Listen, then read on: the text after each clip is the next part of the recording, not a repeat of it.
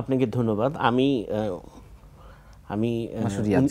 জনাব মাসুদ রিয়াজ যেটা বললেন, আমি ওনার সাথে সম্পূর্ণ একমত। উনি যে কথাগুলো বললেন যথার্থই।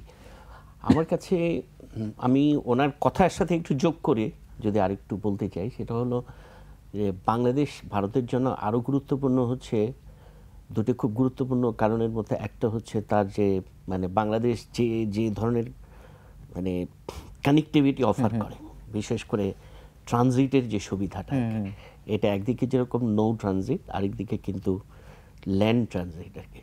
তো বাংলাদেশ ভারতকে যেভাবে ট্রানজিট দিয়েছে, আই এম নট ক্লিয়ার যেটা কোন শর্তে কিভাবে এবং সেখান থেকে বাংলাদেশ কি লাভবান হবে সেটা আমার পরিষ্কার ধারণা নাই।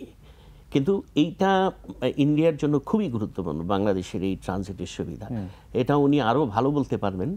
সেটা হচ্ছে যে এটা থেকে যদি যে কস্ট বেনিফিট, সেই কস্ট বেনিফিট ইন্ডিয়ার জন্য যেরকম লাভজনক, আমরা কিন্তু সেইভাবে পাচ্ছি বলে আমার জানা নাই। এটাকে তো অনেকে করিডোর হিসেবে চিহ্নিত করছে। হ্যাঁ, করিডোর হিসেবেও চিহ্নিত করা, ওইটা একটা ডিবেট আছে, করিডোর কিনা ট্রানজিট।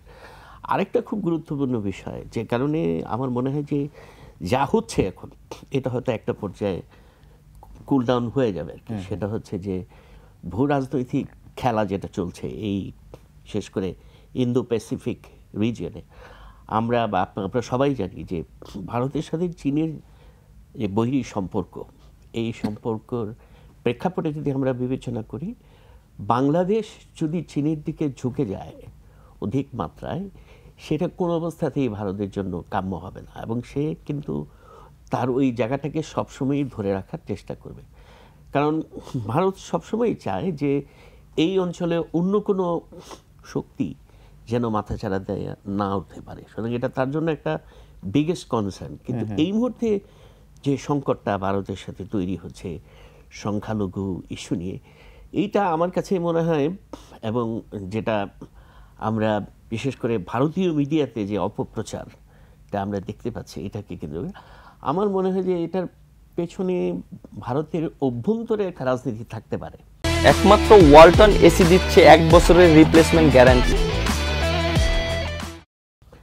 সেটা আছে ইন্টারন্যাশনাল পলিটিক্স, পশ্চিমবঙ্গের দিক থেকে আরএসএস বিজেপির একটা রাজনীতি থাকতে পারে, যেটা হয়তো মানে বিজেপির কেন্দ্রীয় নেতৃবৃন্দ যারা সেন্ট্রাল পলিটিক্যাল লিডার্স, তারা এটাকে অ্যাভয়েডও করতে পারছেন না।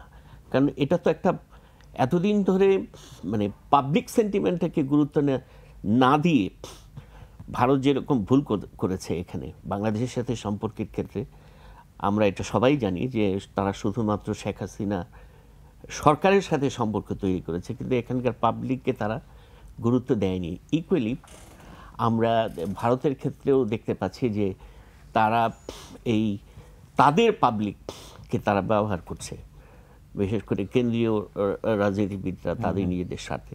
আবার এখানে প্রাক্তন শেখ হাসিনা যেহেতু এখানে আছে, প্রধানমন্ত্রী শেখ হাসিনা, সুতরাং ওনার দিক থেকেও কোনো ইনস্টিগেশন থাকতে পারে, আমি জানি না। তো এই সব কিছু মিলে হয়তো আমরা আরেকটু সময় দেখতে হবে বা অপেক্ষা করতে হবে যে এটা কোন দিকে যায়, সেটা আমাদের সামনে আরও পরিষ্কার হবে।